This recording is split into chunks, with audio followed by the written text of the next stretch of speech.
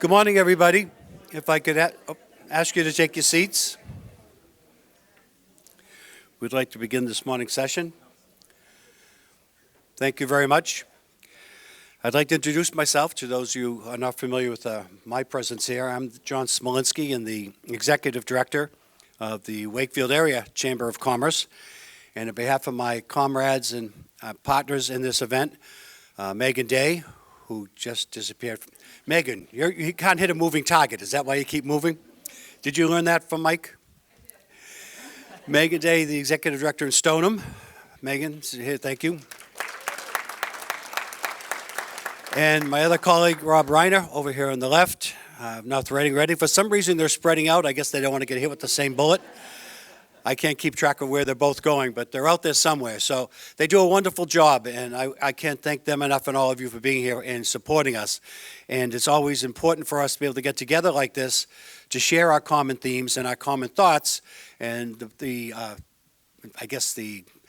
activities out there and the legislation act out there and other things that impact our chambers economically and in a lot of other ways that occur, that we have this opportunity to get together and meet with our legislators and discuss what's happening around us and the impact it has on our communities, our businesses, and our chambers. I'd like to take a quick moment to introduce some of the officials from each of these communities that are here. We're representing, as you know, Stoneham, Reading, North Reading, Wakefield as a part of our chambers. So I'd like to introduce, I got it right here, Dennis Sheehan, Town Manager. There we are, Dennis. Over Stoneham, and the Director of Planning and Community Outreach, Erin Wortman. Erin, there we go. Now this is the tough part. Rob's printing was a little smaller. So I'd like to also introduce, here we go. Where's Matt? Matt Cronellis, Town Manager. Matt. And Jane Wellman. Jane, there we go. Now, if I mess this next part up, I'll be taking the next bus out of town. Also, Town Manager Wakefield, Steve Mayo. Steve. Town Councilor, Bob Vincent. Bob. Superintendent of Schools, Doug. And now, for those of you that have thought about sneaking out early, I'd like to introduce our police chief, who has an officer stationed out there, and will catch anyone that leaves early, Chief Scory. And Deputy Chief Craig Calabrese. Thank you. You know, it's because of the support that we as chambers get from these local town officials and our individual communities that help us make our job a little bit easier. It's always challenging, as it is just for our businesses. It's just as challenging for the chambers. If we're serving those businesses and those businesses are struggling, then the chamber struggles. So it's important for us to be able to find out what's necessary within our communities and how best to serve those needs so those businesses can thrive, which means the community will thrive and the chambers can continue to be strong advocates for those businesses. So we're very happy to be here today. I'm going to very quickly introduce our keynote speaker, more or less, or our moderator for this morning, who will introduce our panel. We're very fortunate that we have this kind of support up at this head table here. These individuals are well respected, and they've earned the opportunity to be in their positions. They represent us well, and they are here to answer questions that you may have in addition to some that we've already posed to them. But please take advantage of this opportunity. This is another showing of the support that chambers get in this area by having this many state legislators be here this morning. It doesn't always happen this way in other areas, so we are very grateful and very appreciative of the fact that they're taking their time to be here this morning. So with that, Senator Lewis, would you do me the honor of introducing the head table and taking the podium?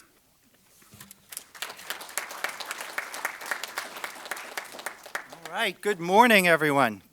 It's so great to be back with you all in what is becoming, I think, an annual local chambers legislative breakfast. I want to thank John, Megan, and Rob for working with my office to organize the event today. And I want to thank Sarah Zyberg from my office. Thank you, Sarah, for all your hard work. I know Rob is the new kid on the block here, but you're already doing a great job filling the big shoes that were left by Lisa Egan. So great to have you on board. And I also want to extend a welcome to Matt Cronellis, who was just named town manager in Reading recently, and great to have you with us as well. All of us up here, all my colleagues, greatly appreciate all the good work that our local chambers do year-round to help make our communities stronger and more vibrant. I want to say thank you certainly to everyone who's taken time from your busy schedules to join us. I want to say thank you to all the chamber members from all three chambers, and thank you especially to the board members. You give a lot of your time, valuable time, to support the chambers and support our local communities. As John said, we're very fortunate to be joined by most of the legislators, state legislators who represent these communities. Representative Mike Day called me last night. He represents Stoneham and was very sorry that he couldn't join us today. He had to be at the State House this morning. And Minority Leader Senator Bruce Tarr may be joining us. I know he came in late last year, so that's possible. He might still be joining us a little later this morning. He does certainly come from further away. The plan is, in a moment, I'll just let each of my colleagues introduce themselves. You'll be happy to hear there's no opening speeches. We are going to they'll just say who they are and the district they represent. And then we're going to go right into your questions and discussion. John and Megan and Rob asked in advance for questions that you'd have for the legislators. I have a list of those questions. We'll work our way through those. It's a good list. And then we should have time to also take further questions from you. I think we have at least an hour. And I'll move the conversation along so we hopefully can get to lots of different topics that are important to you and to your businesses and nonprofit organizations. I'm State Senator Jason Lewis. I have the privilege of representing Malden, Melrose, Reading, Stoneham, Wakefield, and Winchester. And I also serve as the Senate Chair of the Education Committee. So let's start on the far end there with Representative Wong, and then we'll just work our way down so each of my colleagues can introduce themselves. And fortunately, we don't have mics on the tables, but speak up and we'll see if that works. If you can't hear anyone, we'll just have them come up and, each time they're speaking, they'll come up and speak from the podium. Okay. I'm Representative Donna Wong. I represent the 9th Essex, which is Saugus, Wakefield, and Lynn. And I'm happy to be here and see all these people. Thank you. Representative Brad Jones, representing Linfield, Middleton, North Reading, and Reading. I serve as the Minority Leader in the House of Representatives. Pleasure to be back at the annual breakfast. I look forward to having a good, healthy dialogue with my colleagues. Good morning, everyone. My name is Brendan Crichton. I'm the State Senator of the 3rd Essex District. I represent the communities of Lynn, Linfield, Marblehead, Nahant, Saugus, and Swampscott, and I also serve as the Senate Chair of the Joint Committee on Transportation. Thank you so much for having us here today. Good morning, everyone. Representative Rich Haggerty. I represent the 30th Middlesex District, which is Woburn and Reading. Good morning, everyone. Kate Lipper-Garabidian, 32nd Middlesex. That includes about half of Wakefield and the cities of Melrose and part of Malden. All right, great. Well, thank you again to all my colleagues for joining us for this important conversation today. Really appreciate it. And as you can see, we've got a lot of the region covered here and also a lot of interesting policy areas that my colleagues have particular expertise in, which I'm sure we'll touch on today. All right, so the questions that were submitted in advance, we have 8 of them. Just to let you know what they are so you know what's coming up, kind of a little preview. And then, of course, as we have the conversation, think about additional questions that you would want to ask us. Question number 1 deals with a nice softball to get us started. Immigration, the migrant and homelessness crisis facing Massachusetts, and Kate's going to tell us how to solve it, right, Kate? All right, we have a question about the MBTA Communities Act, which really is a question about housing and zoning and housing affordability in our communities. The state budget and what the outlook is for the state budget. Always a question we expect to get. The next one is sort of what can we do to help our local communities, our local businesses and nonprofits? What sort of initiatives are being pursued at the state level? Then there's several questions actually that deal with schools. There's one dealing with how we fund school facilities. I suspect that's because we're building new schools in several of our towns that are represented today. There's a question about vocational schools. There's a question about MCAS testing, another not contentious issue. And And then there is a question about workforce development and aligning our schools and colleges and, with the needs of our local businesses. So great list of questions. Again, my hope is to get through all of these, basically invite my colleagues to weigh in, where they would like to weigh in. Don't worry, I won't put anybody on the spot. And then we'll take further questions from the floor. As we're going through these questions, if there is an angle that we didn't address or that is related to that direct issue, if you want to flag that, in the course of the conversation, just stand up, raise your hand. That's fine. We want to make this, as interactive as we can while still moving the conversation along. All right? So, sound good? All right, so the first question, basically, it's sort of, I know a few people asked questions along these lines, and John kind of summarized it, but basically, we all recognize that, that nationally, immigration, is a huge challenge for our country. We obviously have people, from many war-torn parts of the world and places where climate change is having a huge impact that are, trying to leave those countries and go to safer places where there's more opportunity like the U.S. Some of those folks are ending up in Massachusetts. We have our own challenges already with our housing costs and our homelessness population. Already our homeless shelters were already pretty full before the kind of migrant crisis really hit full on. So the question basically is what are we doing about it? What has the legislature done and the governor? What can we do? What should we do? Very timely because the House of Representatives actually just debated and passed a bill last week that deals directly with this issue. So I thought maybe if one of my House colleagues would like to start the discussion, and maybe you can just share what the House did do last week. One of the nice things about this breakfast is we actually have both sides of the aisle represented here today. So, but my Democratic friends and Republican friends, a lot of issues we agree on. Some issues we have different perspectives on. One of the things I think we all pride ourselves on in the Massachusetts legislature is we have a lot of respect for each other. When we have differences, we disagree agreeably, and we still work together to try to get, actual solutions to problems we're facing.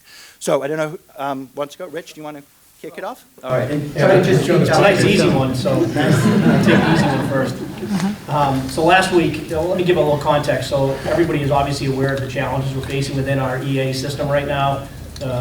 It's grown over the course of the last few years from a program that was approximately $250 million up to, in excess of $900 million. Not exactly sure where that's going to land this fiscal year, but certainly a substantial amount of money. Last week, the House passed a bill that would cap the number of months individuals who are accessing this program are able to utilize it at 9 months unless folks are working or in a workforce training program. There are some carve-outs in there for specific other situations, but largely it would cap it at about 9 months to try to get some movement in the system to decrease the number of months that folks are utilizing the system. Right now, people are utilizing the system 13 to 14 months, and that continues to grow. All of you know about the housing challenges we're facing in Massachusetts right now. This isn't a new issue. This is something that's been going on now for a long time, and we're all trying to figure it out. There's not a lot of easy solutions, I can tell you that. We continue to talk about it at length. But one of the components, I think, in the House bill that is a great step in the right direction is the workforce training piece to make sure that we're encouraging folks who are in our EA system to utilize workforce training to hopefully be able to get some skill sets and get out there and get to become part of our economy and to become productive members of our society, tax-paying members of the Commonwealth. That's really important to us, I think. I think it's important to them. And then when you talk to folks who are utilizing our EA system right now, everybody wants an opportunity to help themselves. That's the reality. They want to help their families. They don't want to be living in a hotel situation or something similar to that. They want to be able to have their own place to live, to raise their family, to take care of their loved ones, just like all of us. So I think we have to be conscious of that. We also have to be aware that we're trying to, figure out a way to control our spending and handle our budget responsibilities. And we want to make sure that this system doesn't begin to crowd out some of the other important areas that we all care about, whether it's education or transportation or whatever else. So that's kind of what the bill does. There are some other elements as well. Other members of my colleagues want to weigh in, but we continue to try to work in this issue as well as more broadly the housing issue, which I know we'll talk about more in a minute. I'll just add one other component about the real focus on workforce training is there's also a $2,500 tax credit per trainee for employers who want to sponsor folks who are in the emergency assistance program or in one of the overflow shelters to try to really encourage more collaboration with the business community. And, you know, I'll echo what Rep. Haggerty said, that this is a real conundrum and it's also potentially a real opportunity. You may know I'm House Vice Chair of the Committee on Elder Affairs, so I'm very mindful of the fact that every day in America, more than 11,000 Americans are hitting retirement age, and that's going to continue with this gray tsunami through 2027. It's the largest amount of retirement we're going to see in the history of our country. And so I'm mindful that when I drive down Main Street in Wakefield or Melrose or Malden, I see help wanted signs in the windows. I'm mindful that our home care agencies that are supporting the aging population are desperate for workforce, as are our skilled nursing facilities and so forth. So there's an opportunity here to really harness the energy behind some of the workforce training that we're really encouraging. One other thing that we've asked the governor to do in the House bill is to seek federal approval from DHS to get expedited work authorization. That's something we don't have control over at the state level. So the folks who are accessing our shelter program do have documentation. They have been vetted in some way, but they can't work until the federal government gives them a work permit. So we're asking the governor, and I know she would be very happy to do so. Again, she's been pleading with the administration in DC to assist with this, to expedite work authorization and to have a provisional work authorization as well. So those are just a few things I would add. Anyone else? I'll jump in, Jason. I mean, I think I'd start with where there's a point of agreement between my colleagues and I, which is that Washington, D.C. has been an abject failure on this issue for many, many, many years. And I know we can talk about whichever side of it you want to come from, whether it's open borders or close the borders and throw everybody out. And the reality is both extremes never seem to find a way to get to a point where they embrace it. And then whenever there's any movement, politics intervenes from the left or the right. And the reality is we are reaping what has been sown by Washington, D.C. And then we have to deal with it. And there isn't, I don't think there's one of us who haven't had a conversation directly with constituents or gone into a coffee shop and overheard this be the coffee counter discussion and the concern. And Rich touched on it about the concern that this is going to crowd out. And I would say we're already to the point where it's going to crowd out. We have this cost of approaching $1 billion for FY24. No reason to think it's going to be any less at the current point for FY25. We see revenues the past few months coming in below, for the first time in 20 years, consecutive months below expectations, and a continuing list of needs, desires, and wants for spending. So I always break it down sort of to the family table.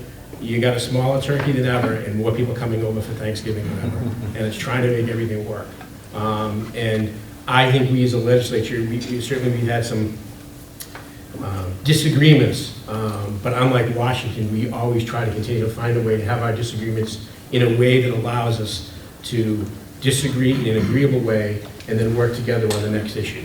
And quite frankly, I wish Washington would take some lessons from us. You may not always agree where we come out in the end here. We talked about the bill last week. Donald and I voted against it because we think we need to do more. We are a very, very generous state. We are one of the only state with a right to shelter law. And unfortunately, we find ourselves in a situation where I think our own compassion and desire to be helpful potentially puts us in a very difficult situation because people want to take advantage of that. And I think we need to be mindful of that. But we absolutely, and I think I'll come back to a point of agreement, need to keep the pressure on Washington. And I know obviously there was legislation that was there recently, and we can go back and forth. But Washington absolutely has to get this under control. I don't care what perspective that you want to look at this, whether it's compassion, it's public health, it's national security, it's public safety. The FBI director was testifying that they're concerned about elements that are taking advantage either from a drug standpoint, a human trafficking standpoint. So there's a million different stories. We can all find one that validates our perspective. And the reality is each one of those stories is true. And we need to find a way collectively to work in Massachusetts to deal with the Massachusetts aspects of this problem, but to force Washington to get their act together to get this issue resolved, because it is unsustainable. And it is only going to pit one group of people against another group of people, and I'll leave it at that. I'm off my soapbox. Yeah, just briefly, I want to echo the sentiments of the leader and my other colleagues here today. It's not something we like to do, blame DC for our problems, but this is a federal problem. We can't reform the immigration system, the broken immigration system that's been that way my entire lifetime, and many folks here. But we can work hard to solve some of the problems we see at the ground level. Unfortunately, we're getting no money from DC, which is the one thing I think they could provide is assistance to states that are trying to do the right thing to help these families. And the governor's been outspoken, the House, the Senate, we've all come together, been outspoken on that need for resources, but also to the points made earlier, on the need for work permits, just expediting those work permits. It's a no-brainer, it's something we can all come together on. It's a tremendous challenge, and I don't think we have easy answers to this, but it's our role as legislatures, and we've done it in the past to meet the moment. Like we did during the pandemic and many other crises we've faced. We can't turn away. There's no alternative. We need to tackle this issue head on. So we'll continue to demand from DC that they give us some level of support, and then try to find whatever solutions we can here at the state level with relatively limited scope in terms of our authority there. I also agree with my colleagues, but one of the big things that I see right now is the help on the people that are coming in. My grandfather, when he came, he went to Ellis Island, and he couldn't leave the island till he had a full health check so that he can come. Right now, because there's no health check, polio is coming back, the measles is coming back, and what I'm worried about is my granddaughters are going to school. They have to be vaccinated, but the kids that are coming to school are not. And it's amazing that we can spend close to $1 billion on the immigrants.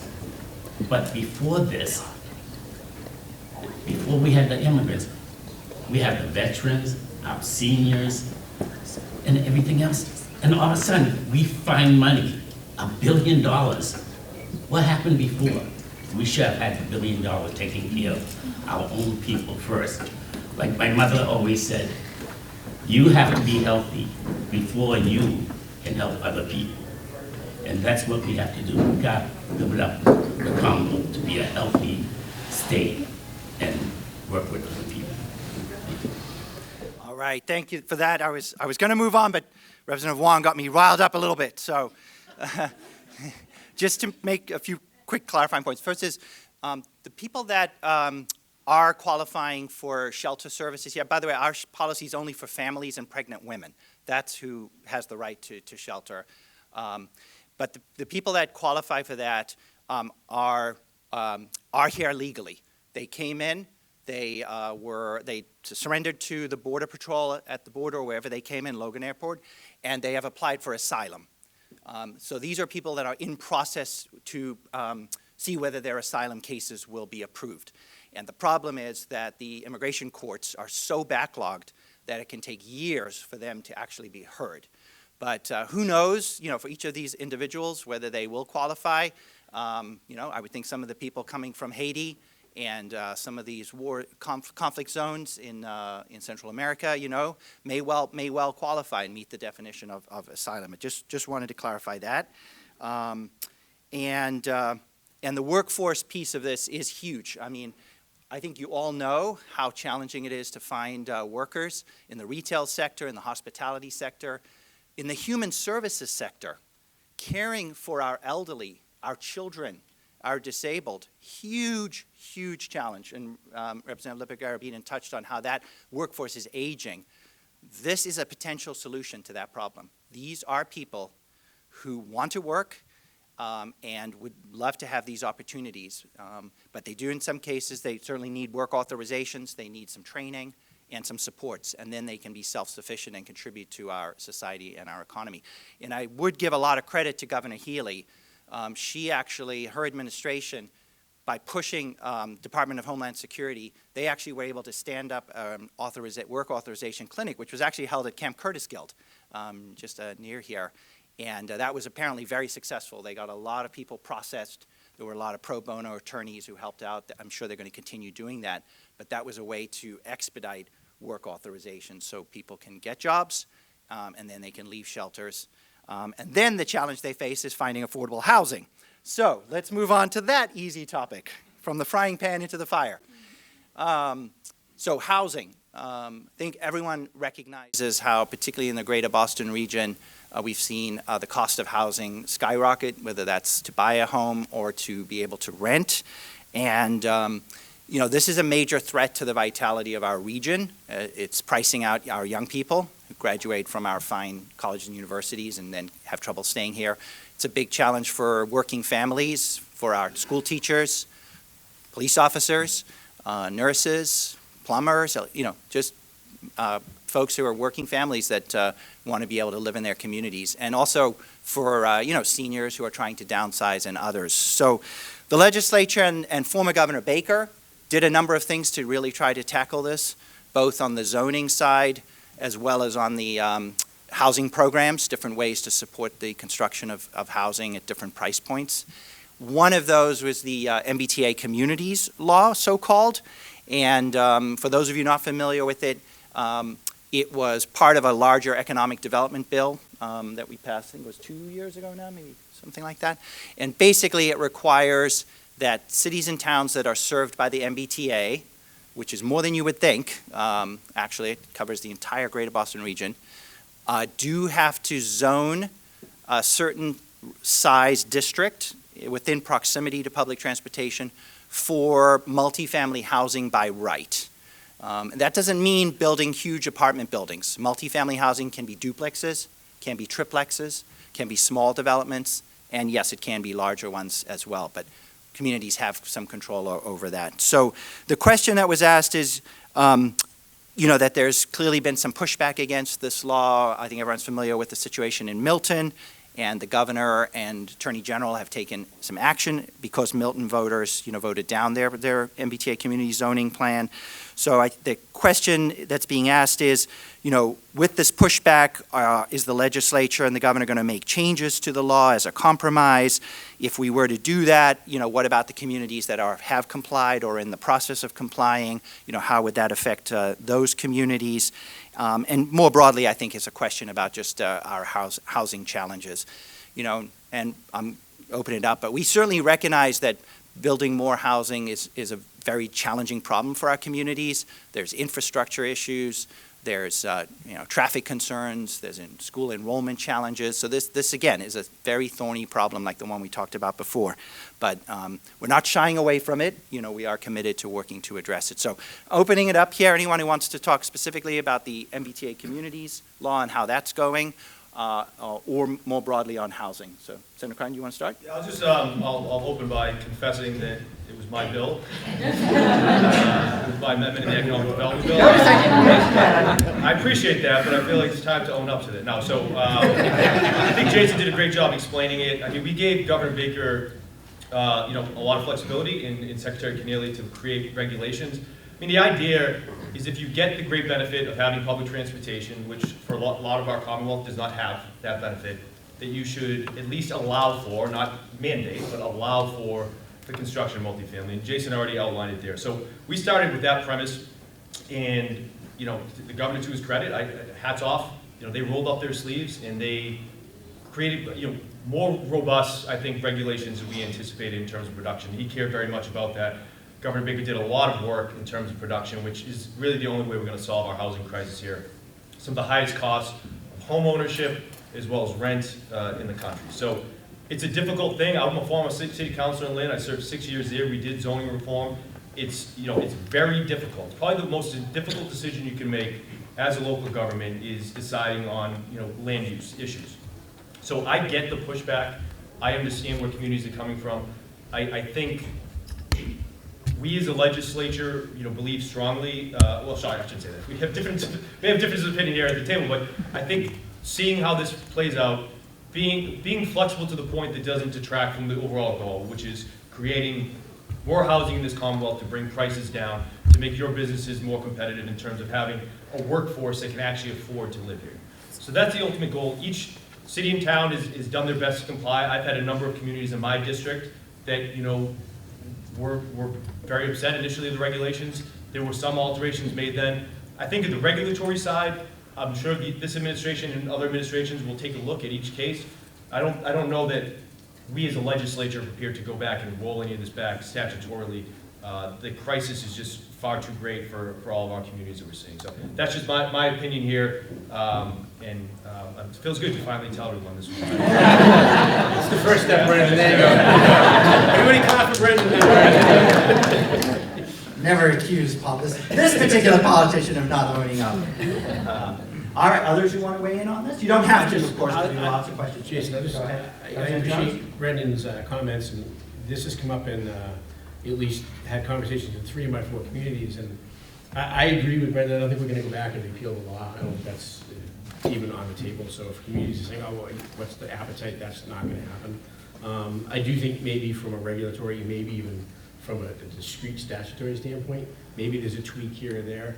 Because one of the things that I think is that even though the sort of the core communities, adjacent communities, I think even within that context, there are great differences. Whether a community has wastewater, has MWA water, or whether they're a traditional Title V community, whether they have water withdrawal permits and other infrastructure issues. I also question whether there's maybe more dynamic, whether communities have had housing production plans, what have they done most recently that maybe they should be given some credit for in terms of creating a plan. I know within my community of North Reading, we have one development that we did in conjunction with the state. It was on state-owned land. We sold it. It was, we now have 500 units on it, all within the last 5 years.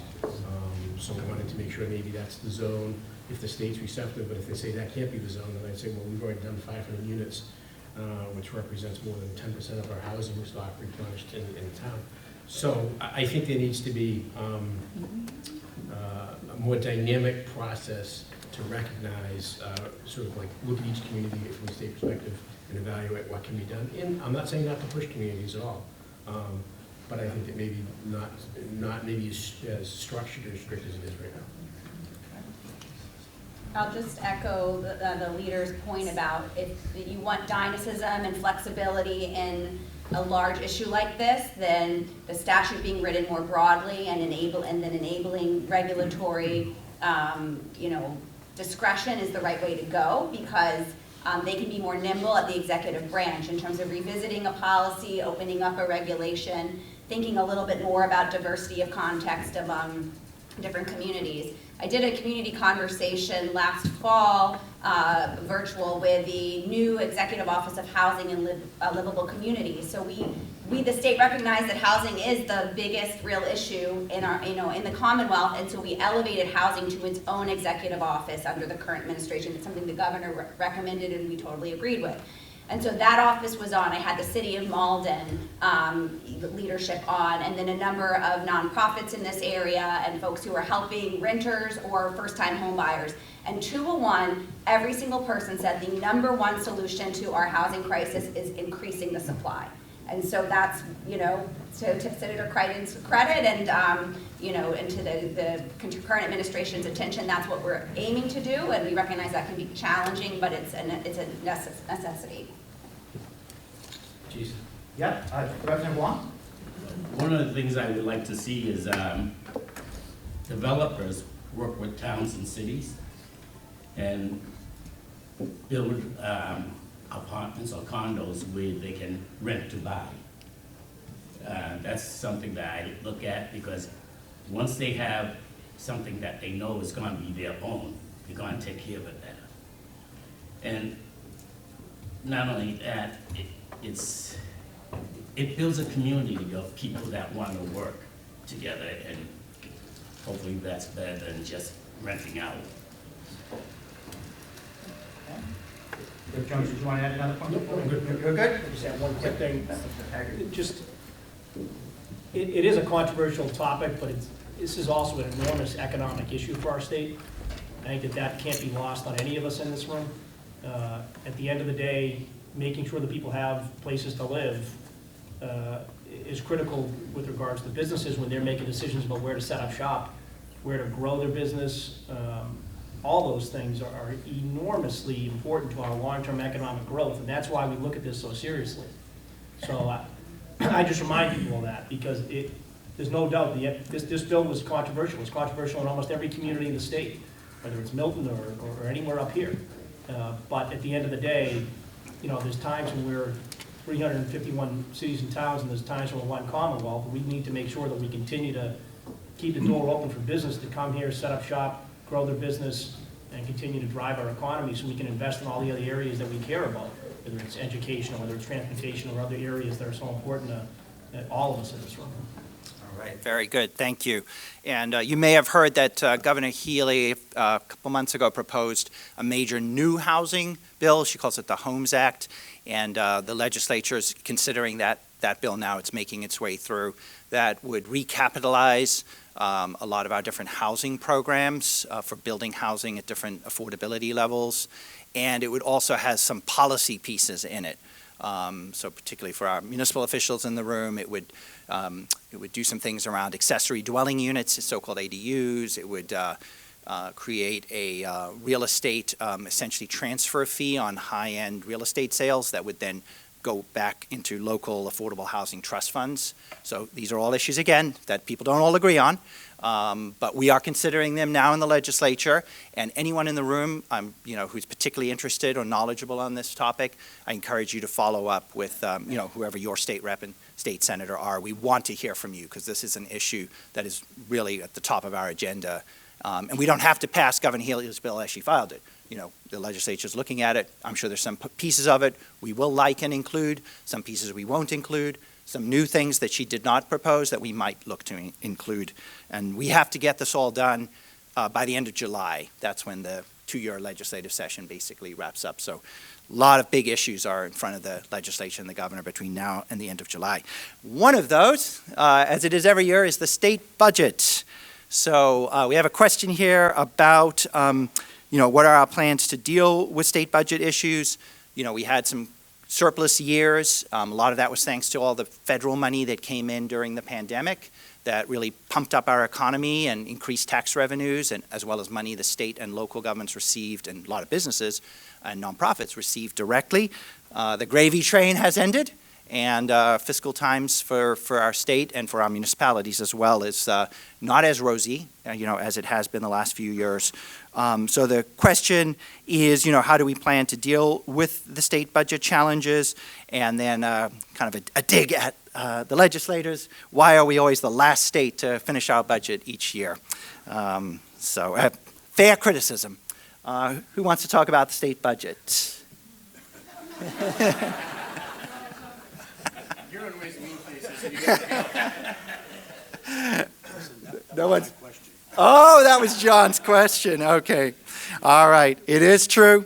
Yes. The budget process is a lengthy one. I'll quickly take this one, but jump in. The process starts in January every year when the governor puts her blueprint forward. Then what happens is we have a series of hearings all around the state for the public and advocacy groups, stakeholders to weigh in on the budget. We're in process doing those now. Then the House of Representatives basically tears up the governor's budget and passes their own budget in April. And then the Senate does the same thing in May. And then we tear up the House budget and do our own. And then there's a conference committee, 3 senators, 3 representatives from both parties.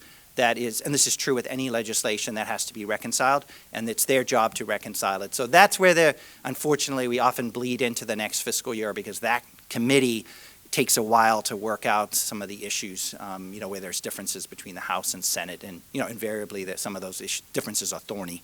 So we do recognize we should do better in getting our budget done on time. We do typically pass temporary budgets, just obviously to keep everything funded while we finish passing it.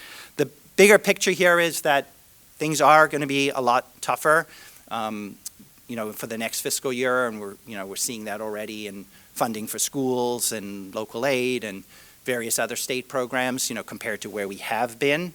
Historically, though, this is not out of the ordinary.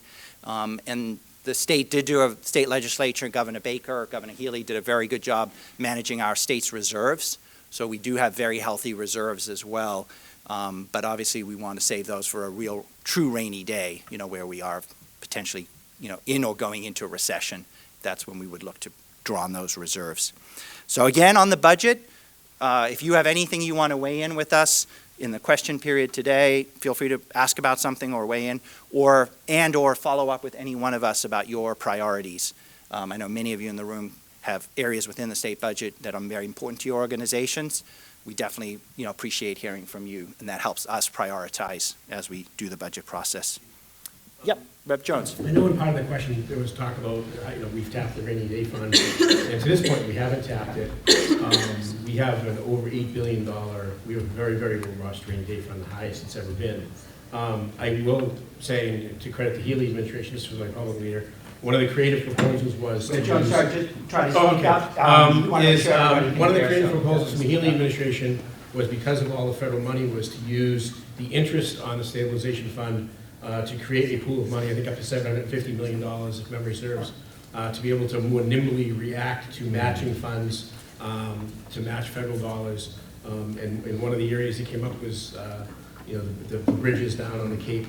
And I think there are a number of other opportunities out there. So that's sort of the one place this year where there's been discussion that the House has passed a version of the governor's bill, the Senate's passed a version of the governor's bill. I think the Senate's appointed conferees, will appoint conferees, but I expect that's one will get done. But that's sort of the only area we've really sort of agreed thus far to tap rainy day funds. And that's the interest that's accruing on that. And then there may be some discussion about less money going into the rainy day, but there's not a lot of discussion right now about taking money out. And I think, when we budget, there's a lot of ways to get to a balanced budget. One of the things we always look at is what's the structural imbalance? What are the one-time things we're doing, as opposed to what are the things that are going to be able to recur from year to year? And that's going to be an evaluation we go through. And hopefully, we'll start to turn a little bit and start having revenues meet expectations. Because I know Steve Mayo's going to ask about more money, because he always does. There you go. I'm the spokesman for the. I know, more money Mayo, I know. MMA, the Mass Municipal Association, more money always. All right, Representative Jones, Representative Wong, go ahead. As everyone knows, revenue has been going down quite a bit, and everyone knows that a lot of our earmarks that we got for towns and cities were cut 50%. And so one thing I would like to see Washington do is start giving temporary work visas for the migrants that are coming in. Because when they have the temporary work visas, they can start raising money for themselves, paying taxes, plus getting out of the hotels and motels. It's not right for them to have a family living in one room. So I think if Washington could help us out by giving temporary work visas, so they can start paying taxes. But I don't believe in giving them a social security number. They should get like an M number, like what we used to have with our driver's license. It used to be a social security number, now we all have S numbers. We should do the same for the migrants, so we can work with them. Just wanted to lift up what Representative Jones brought up, which I think is a great example of our state trying to be thoughtful and proactive.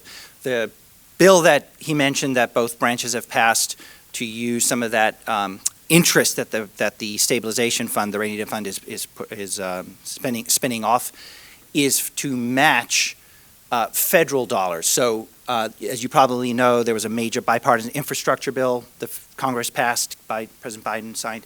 There was also the Inflation Reduction Act, there was which included money for a lot of climate and other areas. states and cities and towns can access some of that money through competitive grants, but there's typically a matching piece. We can't get 100%, we have to match it. So we're setting up this fund so we can go after every dollar of federal money that we possibly can, and we'll be able to have the state or local match to do so. So that's mostly for infrastructure, like those bridges that were mentioned, but that could include water and sewer infrastructure, climate adaptation. We all know how important it is to make our communities more resilient for climate change, other projects like that. So that's what that's about. Yeah, Also sure. the CHIPS Act, which was a third piece.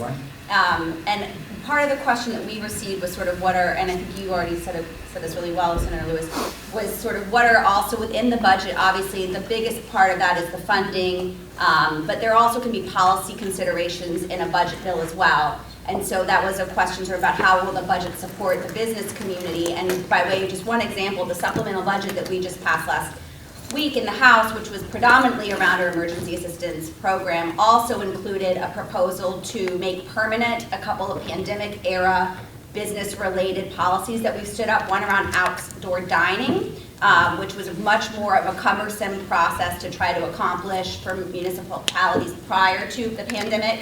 Then we stood up something to allow them to be open outside more easily. I think probably everyone in this room has tried that out, and hopefully you've enjoyed it. I certainly do. And so we proposed in the House to make that a permanent program, a more nimble program, more easy for restaurants to open outdoors during the nicer months. And another was the cocktails to go. We also proposed in the House to make that permanent so that restaurants where you're doing takeout, you can also have a adult beverage at home when you bring it back to your dining room table. So to the senator's point, if there are other things that you as a business community think are really important policies that you'd like to see us consider, the budget bill is one vehicle for making that possible. Thank you. I do not expect to see any tax increases in the budget. And in fact, the state legislature, working with Governor Healy, passed a major tax reduction bill last year. There's a lot of good things in there for folks. That doubles the senior circuit breaker tax credit to help our seniors stay in their homes. It changes the estate tax threshold to more accurately reflect, the value of homes in our area and in Massachusetts, so that the estate tax will not kick in till a higher threshold. There's the child and dependent tax credit was increased substantially, so anyone who has a dependent or a child under the age of 12, I think, is the child, when you file your tax return, you'll be able to get a much more substantial tax credit, refundable tax credit. So that's also going to put a lot more money into people's pockets and, trying to help with the affordability challenges that so many folks are facing. All right, let's move on. We've got some of these we'll go through much faster, but the next one is an important one always when we have these conversations, which is what are we doing to support local economic development? What are we doing to support particularly small businesses, nonprofits, that's typically where most of your organizations. So always something that we are concerned about, we're thinking about. So I'm sure we'll have a bunch of ideas from my colleagues that you want to touch on. So who wants to go first here? There's basically ways to support local economic development, revitalize downtowns, so forth. We'll have him write his answer and send it to everyone. Representative Haggerty? On the tax relief piece that we did last fall, there were a series of tax relief measures in there specifically related to housing that we think will hopefully allow developers to be able to expand housing opportunities. That's just one area, I think, within that bill, that, particularly within our gateway communities, that goes a long way towards helping folks create housing. So I just want to throw it out there. I think, in terms of the workforce, what all our communities and businesses rely on, making sure that folks have access to workforce training or affordable college, which the legislature made great strides with last year, and also being targeted with those investments, recognizing the industries that have the most acute need in the shortages in their workforce. So I think continuing to invest in that education piece would be huge. Obviously our community college, our folk techs, early college programs that have starting to become more of a national model to make sure that the silver tsunami was referenced earlier, make sure that we are building for our future workforce as well. So we'll continue to do that. Obviously, we talked a little bit about the revenue issues we're facing. we believe that the investments we started to build on last year, we can still sustain moving forward. But I think being thoughtful about how we can build upon that with, a little bit more limited means. So Senator Crichton has rightly brought into this the workforce discussion as well, which goes very closely with economic development. So if folks want to answer also around workforce, and we talked about that already today somewhat, but additional issues around workforce linked to economic development you want to talk about? I would just say that, we want to talk about, workforce, economic development. The governor has filed their economic development plan. One of the pieces in that is Speak up a little more. a business sort of front door, whereas I think there's probably for a lot of businesses a program that may already exist that they don't know exists or having difficulty accessing. So again, I think Governor Healy has proposed in her economic development kind of a portal so that you can go in, what's your business, and say, okay, this is the place to go, and we're going to connect for resources and help. I know it's been talked about, administrations have tried it previously. Hopefully, this will be expanded upon and actually work. I think, Jason touched on vocational education. I think Brendan did too. Obviously, we have the North Shore Regional Vocational Technical School that's being built right now. I also represent North Shore Essex Aggie, if you will, agricultural school, which is a fantastic facility, looking to expand. But we've seen increasing demand and increasing need in the business community, increasing demand for students. So I think those are two avenues that are going to be expanded upon. So, go ahead, Jason. Yeah, two other pieces as well that I think are pending now, if not they're imminent, around continuing to grow our life sciences industry. It's an area that I know that a lot of communities up this way benefited from, lab space and things of that nature. We know the life science industries and whatnot have been a real boon in Massachusetts. Certainly during the pandemic, we benefited from a lot of the advancements that have been made in life sciences. But on the economic side, obviously the rental component and people coming out of Cambridge and coming to, whether it's Wakefield or Woburn or places like that to set up shop, have been a real benefit to folks who are in the real estate world. So that's something we're working towards. And the other piece, I think, is around kind of building our green economy. I serve as Vice Chair of the Telecommunications, Utilities, and Energy Committee, and we're always talking about trying to figure out ways to expand our green economy here in Massachusetts. We know that wind energy is going to be a huge piece of our energy going forward, and we want to make sure that all those components are made in Massachusetts, that people who are servicing our wind farms off our coast are Massachusetts residents, good high-paying jobs, skilled jobs, and we think that that's something that can be then exported out across New England. So building a green economy here in Massachusetts is going to be kind of the next life sciences industry. Because again, 20 years ago, if we thought that life sciences were going to be what they are today, there's no way that any of us would have been in that position. So the reality is that today we see those successes, and we think that the green economy is kind of next. I actually, to Vice Chair Haggerty's point, went to a TUV visit last week up in Devens where they're working on fission technology. And they have a vision to have over 2,000 employees in Massachusetts as an international leader building batteries that can harness the energy of hydrogen into fission and shipping those out to power plants all over the country and the world. So just want to underscore how important those types of jobs will be for our economy. And if you remember what I said last year, I'll say it again in a testament to the Senate for taking up this issue.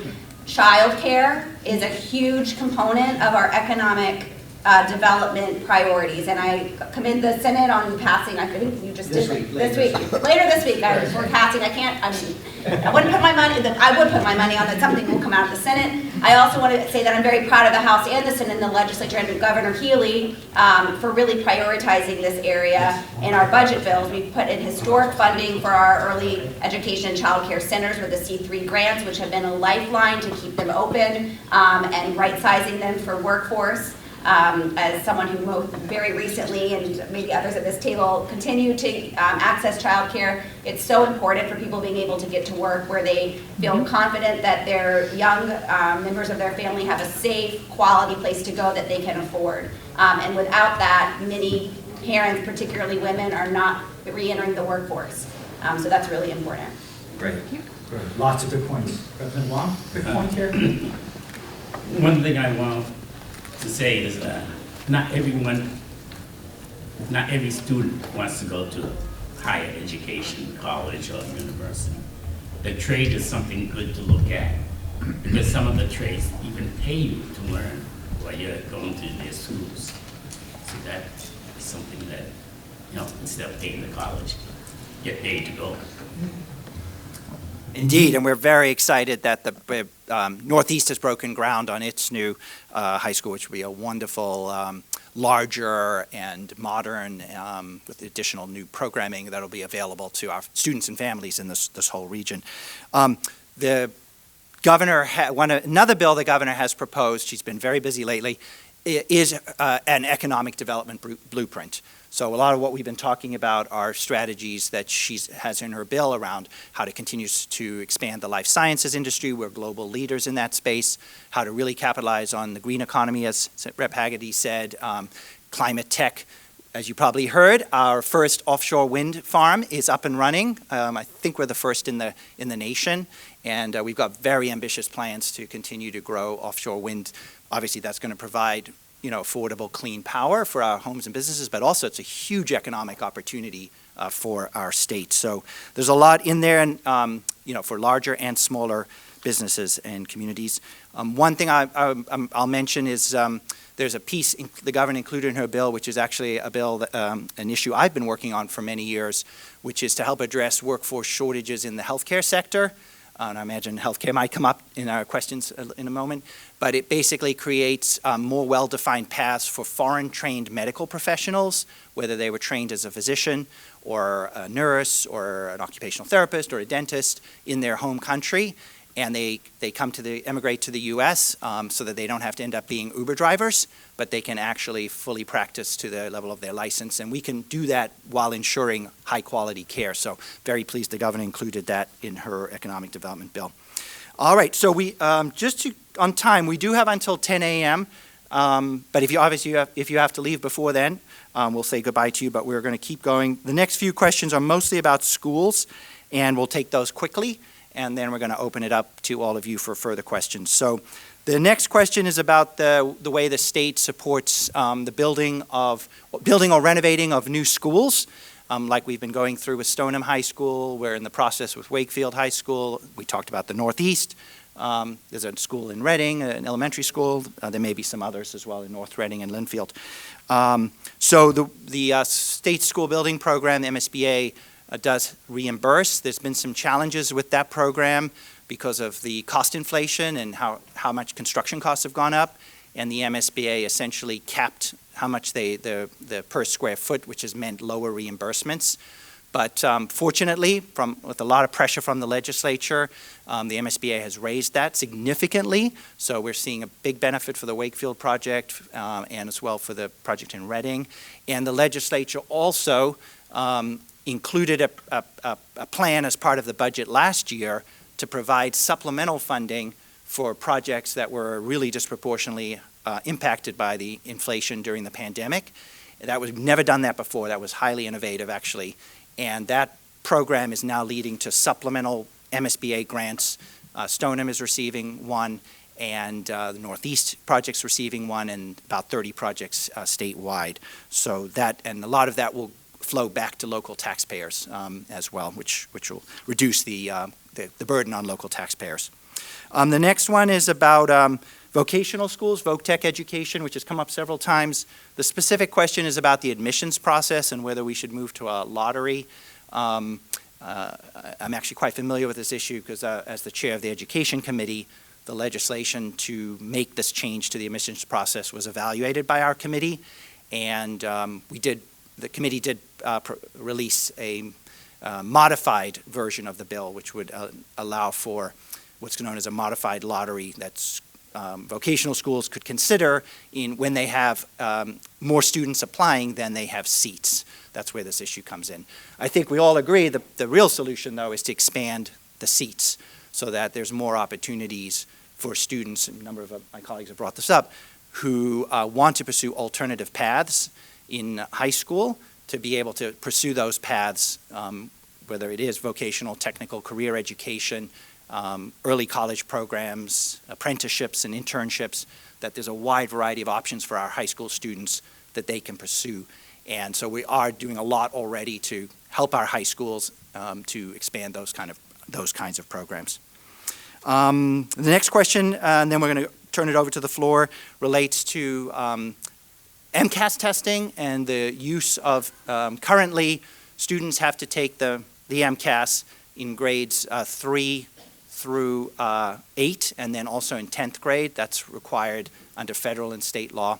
And then they have to score above a certain point on the 10th grade MCAS, math and English and science, in order to get a high school diploma. So there is a proposal from the Mass Teachers Association, our largest teacher union, to not require a certain score on the MCAS for a high school graduation. And so it's a contentious issue, and it may be headed to the ballot, so you may all get to weigh in on this issue in November, along with several other ballot questions. But we are also trying to resolve it through the legislative process. I'm hopeful, actually, that may be an issue we can reach a compromise on. So stay tuned on that one, and like, as always, if you have specific feedback, feel free to share that with me and my colleagues. All right. Anyone want to say anything further related to the MCAS or vocational schools? Otherwise, we'll move on to questions from the floor. No? We're good? All right. So turn it over. We'll kind of work our way around the room. If you don't mind, just tell us your name and your organization, and then please provide feedback or ask a question. Okay. Leslie McGonigal, Reading Gymnastics in North Reading, Massachusetts, which I know a lot of you very well. I have a comment and a question. The comment is for on the work visas, when you said you want to put an M like that in front of their numbers, I just don't want it to be able to lead them to be able to vote unless they are a legal citizen in the United States. That's just a comment. Secondly, you did not address education-wise what you're doing for the disability people, the autistic people, the people that have learning disabilities, to support their efforts, because most of them are private and they rely on public funding. I think I put on your desk something about the art. Well, certainly in Massachusetts, I think in some ways we are the envy of the nation in terms of the rights that we provide to students who are identified as having different learning needs because of an identified disability. We have greater rights in our state laws to their access to education that go beyond even the federal requirements. And we are mindful of the costs that it costs, certainly. So as you may know, given your advocacy and your expertise in this area, recently, again, another issue is around workforce and how much are people who work at residential or day programs actually earning to ensure that we're getting folks who are being valued for the difficult work that it requires to sort of assist some of these students. And so the state did increase the rates by which we are paying individuals in those schools, and that is something that we continue to look at. I actually am chairing a commission that the legislature stood up, an advisory committee to the Bureau of Special Education Appeals. So we hear quite often from districts and from advocates and parents who are trying to negotiate the proper placement for their students to make sure that they're able to access a quality education in the best way possible. And one other thing I'll point out is that during the pandemic, the legislature included in one of our COVID-19 recovery bills $10 million to reach out to students who were aging out of special education. So typically, if you don't have an identified disability, the K-12 experience ends for you when you graduate from high school at age 18. For students with an identified disability, they continue to access our education system, for several years after that. I was really correct. So I was very concerned hearing from constituents that many of their older students were not being able to access those transitional services that they typically would be able to do because everything was shut down. So I proposed this amendment. It was included in our bill, and it allowed for students who turned 21, 22 during the pandemic to continue to access some of those transitional services. It's just an example of how I think our state's very responsive and keeps in mind this critically important population. All right, thank you. And I think it was, did you leave, this is an example, sorry, tell me your first name again? Leslie. Leslie left for all of us, which is basically budget asks related to support for the disability community and students with special needs. And there's 7 different asks on this, and this is the kind of thing that we get, as you might imagine, about all kinds of different areas, almost all of which we care a lot about. But that's the challenge when we're working on the state budget, is we have to go through and make these kinds of prioritization decisions and how much can we afford all these different areas, which again, we all feel are so important and important to our constituents. So thank you for this. Next question or comment, feedback? Steve? Steve Wakefield. First of all, thank you everybody for coming today. I feel I get a lot out of this, and I think the room is full, so it shows you that we really have a good audience today. Just a couple of very quick questions and comments. I appreciate the comments regarding some of the innovative looks into the budget, like using the interest to cover some of those capital expenses. I think that's great. So I'm going to ask the panel up here, when you're going through your budget deliberations, to look at perhaps using a portion of the fair share amendment to help increase the minimum student aid for each community. I think we're all around $30 a student right now. That would really help each community a lot. So when you're going through that, look at that. I think I know the MMA, just like me, more money all the time from the state, is looking to increase that. So look at that. I'd like $100 per student, not 30, but if we come somewhere in the middle, that'll be great. That'll help me, Reading. I know it would help my friends over there in Stoneham over there. I think it's a little bit extra to do that. My second item is I'd like to talk about a little bit about the streaming bill. We have a great local cable company here. In fact, they're here filming today, and they are struggling. We're all struggling because people aren't getting cable TV anymore. And that's how they run the business. That's how they run that. People are going to streaming, what have you. Senator Lewis, you're an expert on this. I think you have a bill up at the right now. I'd like to hear a little bit about that. And before I sit down, as I am part of the Gray Tsunami, I love that term. I hadn't heard that before, so thank you, Representative. I'm more interested in the ADUs than I used to be. So I figure I have one kid that might take me in Wakefield, so we'll look up at his name. Yeah, so thank you very much. I'm texting the House Chair about that streaming bill, and Yeah. I know the delegation for Wakefield was really proud to get an earmark for WCAT Yes. in the current fiscal year budget. It did get cut, but it's still something. But to your point, an earmark here, an earmark there doesn't right-size the system, and WCAT and all of our public access television stations play such a tremendous role in sort of continuing to build the fabric of our connections and our civic engagement, and so very mindful and appreciate you raising that up. Absolutely. I mean, we actually have a small subcommittee that's looking to how do we maintain this great service in the community, and so I'd love to hear where we are on this. Sure. Yeah. And thank you to WCAT for recording, and this is great. People who weren't able to make it this morning will be able to watch.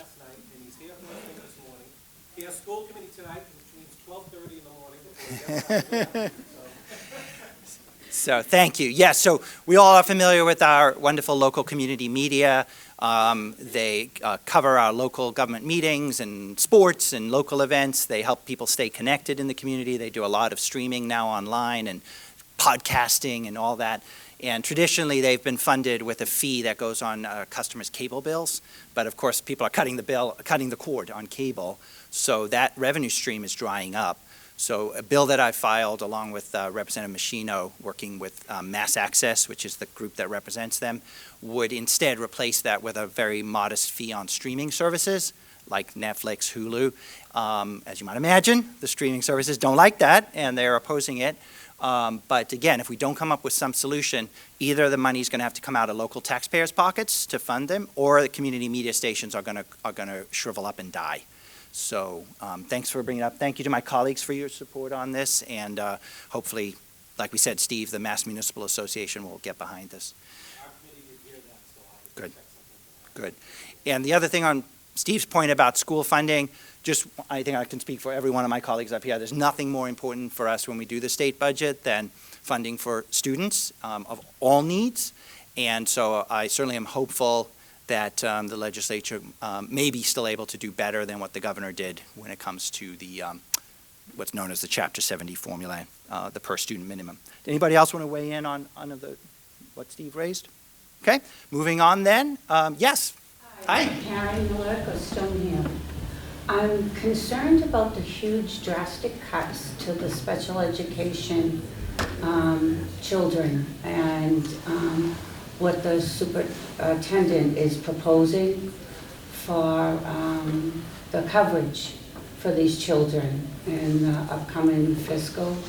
And I know to some degree that you may be aware of it and what is going to happen to these families and children, and what could happen with that.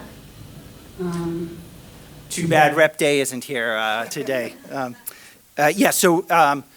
Probably the emails that I'm getting right now, more than anything else, is from Stoneham parents who are very concerned about the possibility of school budget cuts. And like I said earlier in our remarks, this is unfortunately, the state budget, things have slowed down, so there's a revenue impact, and it's also impacting a lot of local cities and towns as well in their own budgeting. So anytime, I would say, again, I think I'm speaking for my colleagues, anytime we see the potential for budget cuts, especially in our schools, but also in police and fire and libraries and senior services, we're always very concerned about that. And Representative Day and I, we represent Stoneham together. We're going to be attending the Stoneham Select Board meeting tonight, actually, and so this is a topic I'm sure we will discuss. But there's a lot to this, but there's certainly I think, as I mentioned in the answer to Steve Mayo, you certainly have our commitment to do what we can at the state level to try to provide as much support as we can for public education. And that would include, special education as well. Is the money there and it's just how it's being allocated, or is there a shortage? It's a little both. The way, this is a much longer conversation, and I don't want to go down the rat hole. I will tonight. But we actually fund public schools through a formula. So it actually is unrelated to the state budget. It's a formula. We run it. It determines how much each school district should be receiving in Chapter 78. There are some areas within the formula we can enhance, if you will, which is what Steve Mayo brought up, and that does depend on some additional money. But for the most part, that school funding is not directly tied to the overall health of the state budget. Okay. All right, next question. Who? Yes?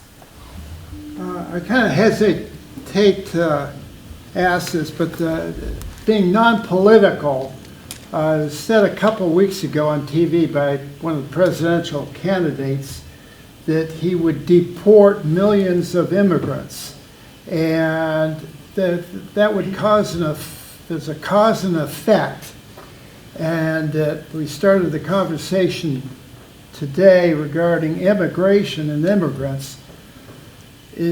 Maybe there should be a discussion down in Boston there. If this happens, I mean, it will affect the police, and it'll affect all kinds of things going on if that happens, or if it could, I don't know. But maybe it'd be good to have a discussion, what if? So, anyway, I don't know what to ask you about that. But I mean, if that were to happen, we hope that there are checks and balances in place that would prevent that from happening. If it did, our economy would crumble, and who we are as a country would be forever changed. So we try to focus on, I think, what we can do here in Massachusetts to, support, again, the migrant population that's coming in, as well as our immigrants that make up a huge part of our workforce and obviously our communities. But certainly, I think, as a state legislature, we have to be mindful that our authority is limited in that space, but certainly we work closely with our congressional delegation and other folks at the federal level that would hopefully do all they can to fight any attempt to, again, deport folks that are already here in our communities. And I would just add, of course, every single person sitting in this room has a say over who's going to lead our country next year. And I suspect Massachusetts will vote for President Biden, to re-elect President Biden. That's probably not in question. But a lot of other states that could be very close, and anyone sitting in this room today can, if you so choose, can participate. There's lots of ways to engage in elections in New Hampshire or Ohio or other places as well. And I'm not saying what your politics are, but in whoever you want to see leading this nation, because that person will have a lot of sway over immigration policy, among other things. All right, other questions? Yeah. Again, tell us who you are. My name is Jerry Rowe. I'm from the Savings Bank. And my question is for Mr. Wong. as a representative of the savings bank, I do customer service. And you had mentioned something about Social Security and numbers. And can you tell me how you would, or where are we in place with that? Especially when you get immigrants that want to come in and they can't open accounts because they don't have Social Security. Yeah, and like I said earlier, we have a Social Security number, but migrants, I would like to do like the driver's license, have an S, in their case, an M in front of their number, so that they can start saving money, and pay taxes, but at the same time, not everything that we as citizens can do, like voting. If they have the M in front of their number, as soon as they become a citizen, they get a Social Security number, regular Social Security number, but not until then. That M number will allow them to work and pay taxes. And we need more workers because a lot of places can't find good workers. And they want a quality of life too while they're here. They want to get out the hotel, one room. Can you imagine having kids and a husband in one room, no kitchen? I would be much thinner now. I think just to build off Representative Moore, I think one thing to point out for clarification that you do need to be a United States citizen to vote here. So driver's license has nothing to do with your ability to vote in Massachusetts or the country. You need to be a United States citizen. Just for But we don't have voter ID. It is a requirement to be registered to vote in Massachusetts to be a United States citizen of age. So just to dispel any rumors out there, obviously we passed the Work and Family Mobility Act a few years ago that did not enable anybody to have a pathway to citizenship, nor did it enable them to be able to vote. So it's just a rumor I'd like to dispel, given that it's come up. And just to be clear, when you register to vote, you have to prove your citizenship at that time. So again, you have to be a citizen in order to vote. Attestation that you're a U.S. citizen. And I do think sometimes it can be a point loss of somebody being a resident versus a citizen. And that's why I think it's a concern. And that's why I think same-day registration, which isn't the law in Massachusetts, is a concern. This is one of the areas that is a difference between our political parties. And, I would argue on the Democratic side, the incidence of any actual voter fraud for people who are should not be voting because they're not citizens is virtually infinitesimal. There's been multiple studies that have shown that.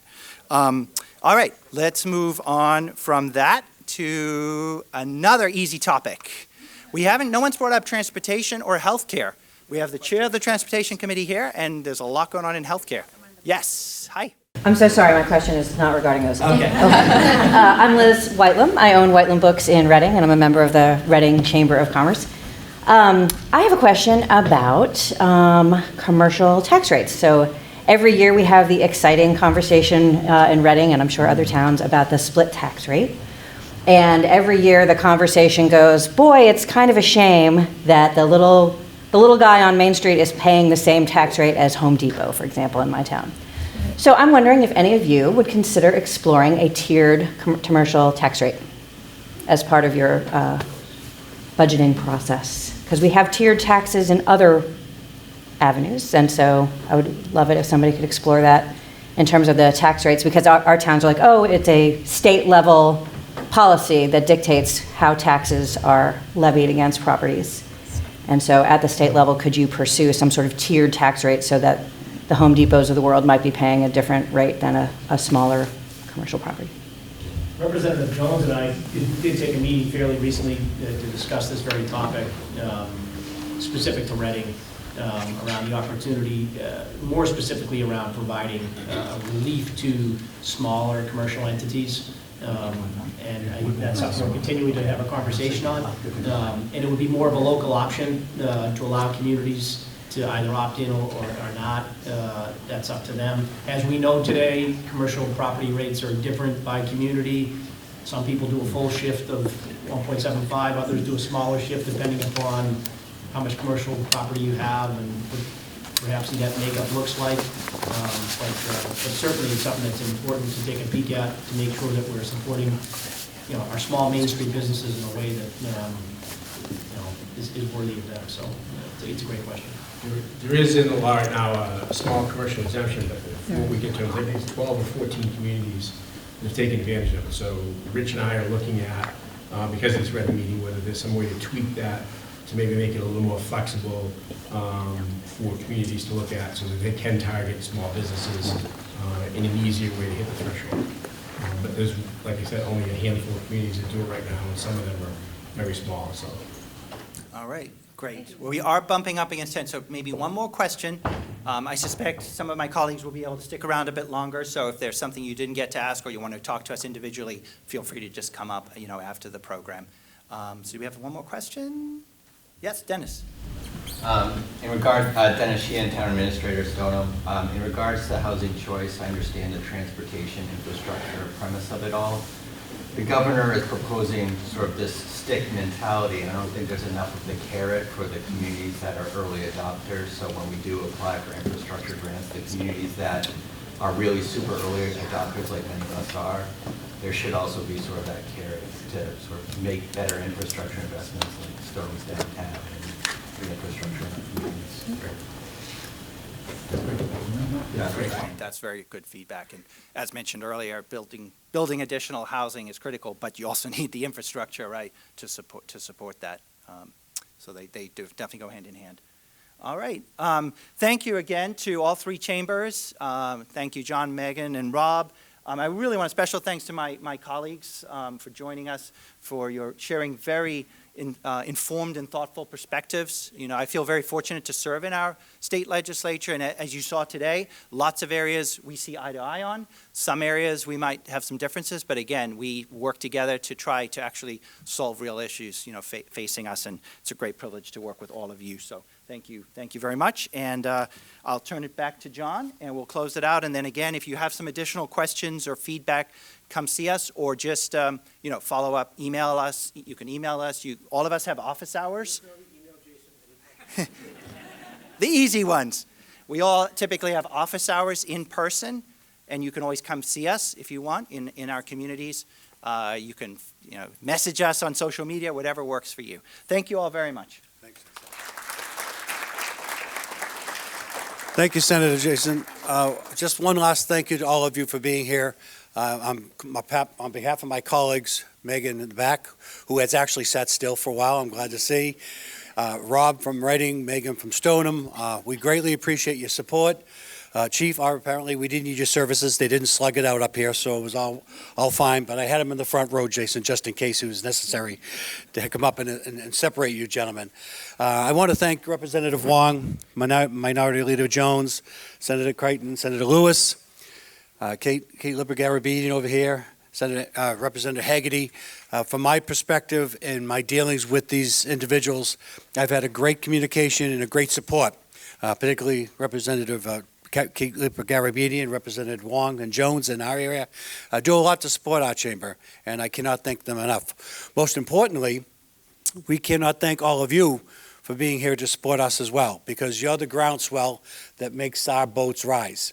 You're the individuals that make our chambers what we are and what we hope we can be and continue to be into the future. So with that, I want to thank all of you, our town managers that are here, Dennis, Steve, and I'm missing Matt. Matt, I couldn't find you out there, Matt. You're sitting down low. So with that, thank you all very much. Have a wonderful day. We hope to do this again next year, and enjoy the rest of the day and be safe.